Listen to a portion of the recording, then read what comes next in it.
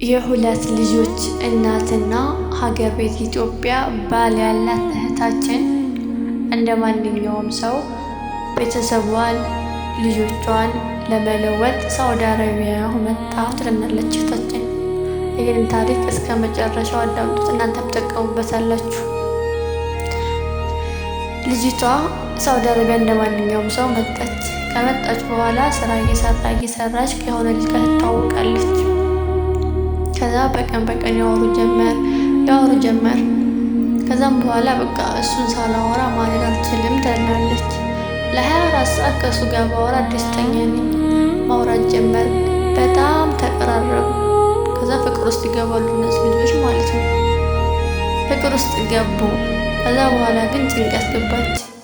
ምክንያቱም ሀገር ቤት 2 ልጅ አላት፣ ባልተቤት አላት። እዚህ ደግሞ ፍቅር ያዘ ብላ የምትለው ሌላ ወንድ አለ። ይሄኛውም ጊዜው ተባክንበት እንደዋለች ወዳለ ውስጥ ቆይታለች። እንዲሁ ዝም ብሎ አይተዋትም። እዛም ሀገር ቤት ልጆቹ አሉ፣ ባልተቤት አላት።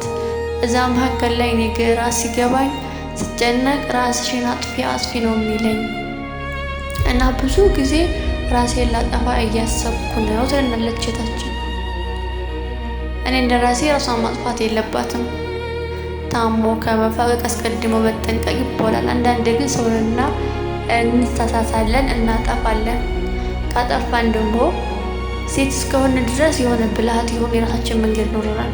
ይሄኛውን ልጁን እንደምንም ብላ ይሆናል አይደል አልፈልግህም ምናምን ብላ ሳይሆን የሆነ ዘዴ ፈጥራ ይሄኛውን መተው አለባት። እኔ እንደ ራሴ ሀሳብ፣ እናንተን ደግሞ ኮሜንት ላይ አስቀምጡልኝ እስኪ።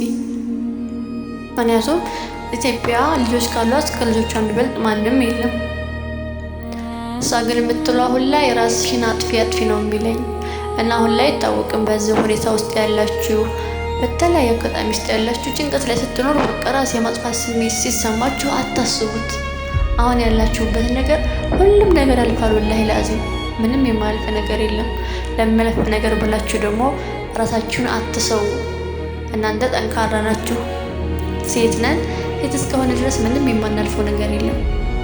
ሀገራችንን እናስጠራለን፣ ቤተሰቦቻችንን እናስጠራለን እንጂ አረብ ሀገር መታ ሞተች፣ አረብ ሀገር መታ እንደዚህ ተባለች፣ ስትጀመር እንደዚህ አንባልም። ሁሉንም ማስተካከል እንችላለን እና ለዚች ልጅ ለልጅም ማለት የምትፈልጉት ነገር ካለ ኮሜንት ላይ አስቀምጡላት እላችኋለሁ። እስካሁን ድረስ ታዳምጡ ከነበረ ደግሞ ቪዲዮውን ላይክ፣ ሰብስክራይብ በማድረግ ቤተሰብ ይሁኑ።